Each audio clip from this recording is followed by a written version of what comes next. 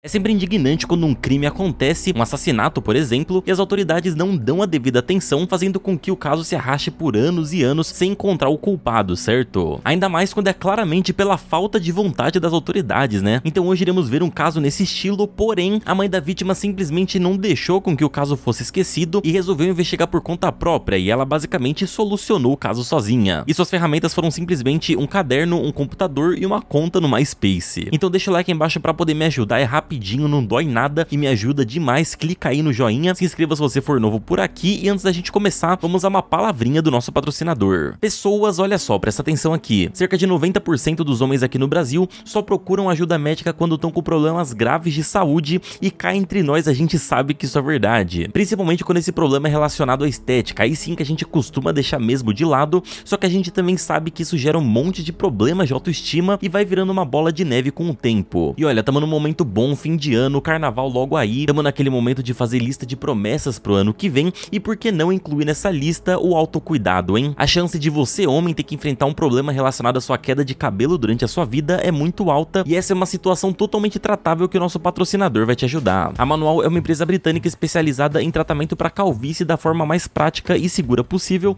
tanto para quem tá em estágio inicial ou para estágio avançado, e você nem precisa sair de casa. No site deles você responde a um questionário sobre sua calvície e um médico vai te passar um plano de tratamento de acordo com o seu perfil. Os produtos custam a partir de R$25 por mês e vocês podem usar o meu cupom, o Mistério40, para ganhar 40% de desconto no primeiro pedido. Mas seja rápido porque o cupom é limitado e pô, 40% de desconto, hein? Corre lá. O frete é grátis com entrega discreta, o tratamento precisa ser feito de forma contínua e os resultados são mais visíveis entre o terceiro e o sexto mês de uso. E ó, em toda a campanha eles me mandam aqui alguns produtos, inclusive muito obrigado Manual, eu curto muito esse shampoo aqui, e não vai achando que é só pra quem já tá em estágio super avançado não, porque isso aqui pode te ajudar muito na saúde do seu cabelo e te livrar de uma baita dor de cabeça, hein? Então aproveitem aí o cupom, muito obrigado Manual por patrocinar esse vídeo, e agora vamos ao nosso assunto. Crystal nasceu em 82 e tinha 24 anos em 2006. O passado dela é um pouco nebuloso, não se pode afirmar muita coisa, mas o que tudo indica, ela nasceu na Califórnia e na época em que o caso aconteceu, ela vivia na região de Riverside. E lá não é exatamente um lugar muito seguro para se viver, tem muitos usuários e traficantes de drogas e, consequentemente, muitas guerras de gangue. Crystal era filha de Belinda Lindt, que era mãe também de Justin, Nick e Robert. Em seu passado, Belinda havia sido usuária de drogas mais pesadas, da classe das anfetaminas, que continuava usando mesmo já tendo uma certa idade. Para levar dinheiro para dentro de casa, ela chegou a vender drogas, o que a levou a ser presa por posse em 98 e em 2000, ano em que ela também foi acusada de roubo de propriedade, roubo de automóvel e fraude bancária. Justin, o irmão mais velho de Crystal, também havia se envolvido em situações perigosas, sendo preso por motivos similares, posse de droga, roubo e posse de arma de fogo. A família de Crystal era num geral conturbada. O outro irmão dela, o Robert, também foi acusado de uma série de crimes parecidos. No que trata de Crystal, por outro lado, não se sabe também se ela pendia pro lado criminal como o restante da família, mas apesar de tudo, os cinco se amavam muito e se ajudavam sempre que necessário, o que fica claro em todas as entrevistas e depoimentos do caso. Crystal tinha 2 filhos, cujos nomes e idades não foram revelados, mas sabe-se que eles viviam com ela na casa da sua mãe, da Belinda. O pai das crianças, o marido de Crystal, também não foi identificado, ainda que as fotos dele e das crianças estejam livres aí na internet. De acordo com um documentário do Netflix sobre o caso, ou Por que Você Me Matou, o marido de Crystal passou a se envolver com o uso de drogas em determinado momento e foi por isso que Crystal voltou a morar com sua mãe. Em 2006, ela começou a se relacionar com Juan Patlan, de 20 anos. Assim, parecia que tudo na vida de Crystal finalmente começou a se encaixar, as coisas começaram a rodar, e em 24 de fevereiro de 2006, Crystal e Juan saíram juntos com seu irmão, o Justin, e a sua mãe para irem até uma 7-Eleven, e pela quantidade de pessoas, eles decidiram ir em carros separados. Eles chegaram lá e naquele momento, Belinda estava sozinha no seu carro, estacionada em frente ao carro onde estavam Crystal, Juan e Justin. Quem estava dirigindo era o Justin, enquanto Juan estava no banco do carona e Crystal estava no banco de trás. Por volta das 8h40 da noite,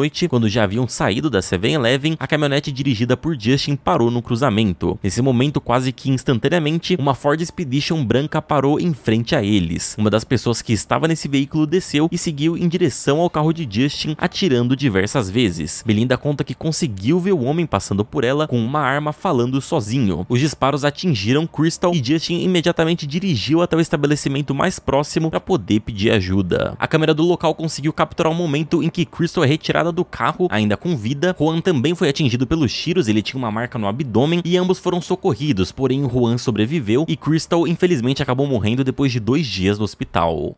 Como falei anteriormente, Riverside era tomada pelo tráfico de drogas e consequentemente pelas gangues, e essa foi a primeira hipótese levantada pela polícia. Com um histórico meio complicado da maior parte dos membros da família, era difícil não pensar que aquilo não era uma cobrança de dívidas ou algo do tipo. Porém, com tudo que foi analisado, as autoridades deram o assassinato de Crystal como um caso de identidade equivocada, alguém que seria executado e o assassino confundiu o alvo. As brigas de gangue são muito comuns nos Estados Unidos e o Riverside não fica de fora dessa estatística. Não era raro que os assassinatos desse mesmo formato acontecessem por lá. A atenção da polícia se voltou especificamente para a gangue 5150, conhecido como a Realeza Mexicana. Isso porque essa gangue tinha uma quantidade muito grande de membros jovens e era uma das gangues que mais tinha conflito com outras, inclusive na região onde aconteceu o crime. Naquele dia 24, membros da gangue estavam patrulhando diferentes áreas usando um Ford Expedition branco, procurando por uma SUV que pertencia a um dos integrantes da gangue rival, os MD. Mais cedo naquele dia, uma SUV com a exata descrição que eles procuravam havia sido vista, mas logo ela sumiu do campo de visão e não a encontraram mais. Esse veículo estava sendo dirigido pelo irmão da Crystal. A polícia não tinha certeza se o irmão dela ou algum outro membro da família tinha alguma ligação com as gangues, porém parecia claro pelo tipo da execução que a caminhonete do Justin foi confundida. Quem procurou e levou para a polícia a maior parte dessas informações foi o Nick, o irmão mais novo de Crystal. Eles batiam com as informações que a polícia já tinha sobre o caso, então tudo foi considerado. A grande questão era quem havia efetuado os disparos. Sabendo que havia sido uma gangue, a polícia acabou empurrando o caso de lado e demorando para buscar novas informações, o que enfurecia a Belinda, que estava desesperada para saber quem havia assassinado sua filha. Foi assim então que ela decidiu pegar o caso para si e descobrir com as próprias mãos quem estava por trás disso. Usando o MySpace, a rede social mais usada na época, Belinda, Nick e Jaime, sua sobrinha, encontraram os perfis de alguns membros da gangue potencialmente suspeitos do caso. Jaime, de 14 anos, era muito apegada a Crystal e por usar o MySpace como uma espécie de diário, postou lá algumas vezes sobre a morte da prima e o que isso havia causado nela. Isso deixava Belinda extremamente triste e ela resolveu agir meio que por impulso. Em abril de 2006, ela selecionou diversos perfis no MySpace que eram suspeitos e mandou um convite para todos eles, chamando para uma tal de Festa do Fim do Mundo, que aconteceria no dia 6 de junho de 2006, o famoso dia 666. Porém, anos depois, em depoimento, ela admitiu que a ideia dessa festa era chamar todos os suspeitos para matar todos eles no mesmo local, na esperança de algum deles ser o culpado. Porém, ela contou esse plano para alguns amigos e eles fizeram ela desistir. Ainda bem.